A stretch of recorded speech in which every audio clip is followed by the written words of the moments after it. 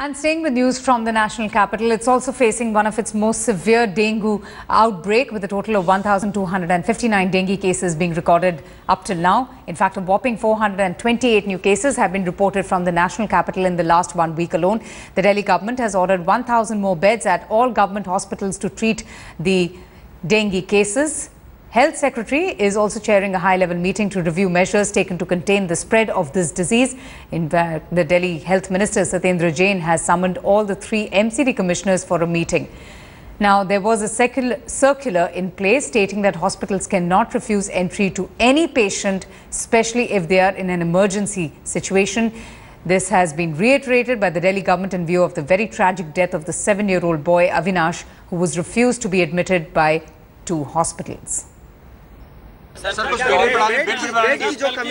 के लिए सुन लीजिए, बेड्स के लिए हमने पिछले साल जितने बेड डेंगू के बेड हमारे पास थे उससे दुगने से ज़्यादा हम ऑलरेडी कर चुके हैं हॉस्पिटल्स के अंदर। हमने जो प्लानिंग की थी, तैयारी की थी, हमने सोचा था कि लास्ट ईयर जो तैयारी थी उससे डबल कर लेते हैं, हमारा काम चल जाएगा। परंतु आज ये भी आदेश दिया गया कि विदिन 3-4 डेज़ कहीं से भी हो 1000 बेड नए लिए जाएँ। अगर जगह नहीं है तो मैंने यहाँ तक भी आदेश दिया है कि आप डॉक्टर का कमरा खाली कराओ, वहाँ बेड लगाओ।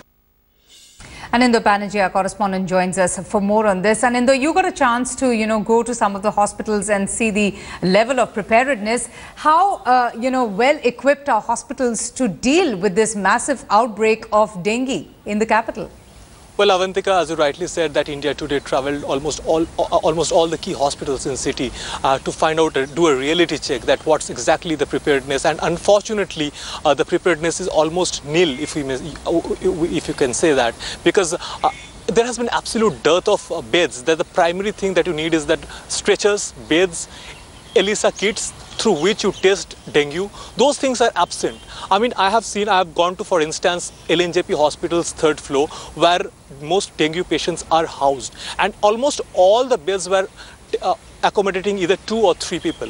Now, I went to RML hospital as well. The absolutely overcrowded and chaotic situation in the emergency. One doctor at a time was attending at least 10 to 12 patients, and everybody were trying their best to get the attention of the doctor. Right.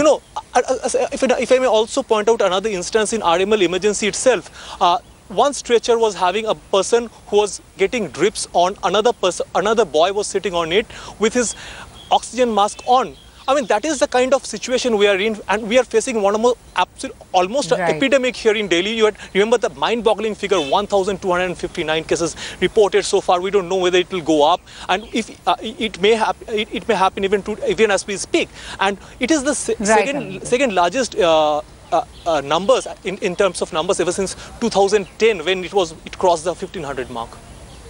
Absolutely, Anindo. Thanks so much for getting us the latest and also telling us about the dismal state of affairs in most of these hospitals who are trying their best to tackle the dengue outbreak that the capital is witnessing. And remember, it's the worst ever that the national capital is witnessing in the last 5 years. How do you know if you or any of your loved ones has, this dreaded disease, dengue? Well, if you have a sudden fever, all of a sudden you must report that to your doctor, accompanied by severe headache, or if there is pain behind the eyes, if you're experiencing severe joint pains or muscle pain, or are feeling a sense of fatigue, nausea and continuous vomiting, and if there is a skin rash that appears 2 to 5 days after the onset of fever, we advise our viewers to please immediately contact your doctor and seek proper medical assistance.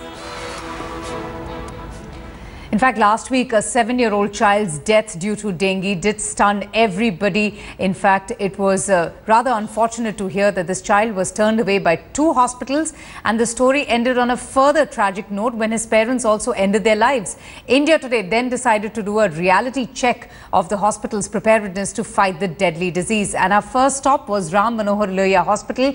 This is what we found out.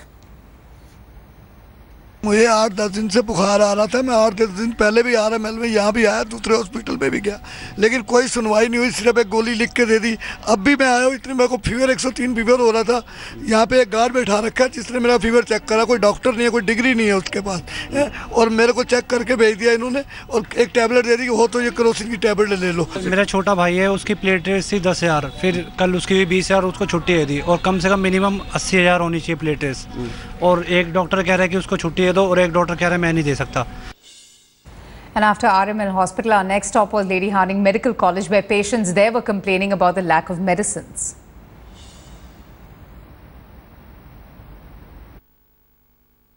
दवाई नहीं मिल रही है, दवाई dispensary बंद कर रखी है। बच्चे को अर्जेंट में लेके आए वहाँ से सेक्टर 24 से, यहाँ दवाई नहीं दे रहे हैं, बच्चे को लेके पड़े हैं रात से। परेशानी है, यहाँ कोई रिस्पांस नहीं है। कहाँ है रिस्पांस? सुबह से अभी तो घूम रहे हैं। अच्छा। ना अभी अल्ट्रासाउंड का डेट मिला है, कब होगा ये पता नहीं। अर्जेंट में अब कैसे पता है जाए कि यहाँ है।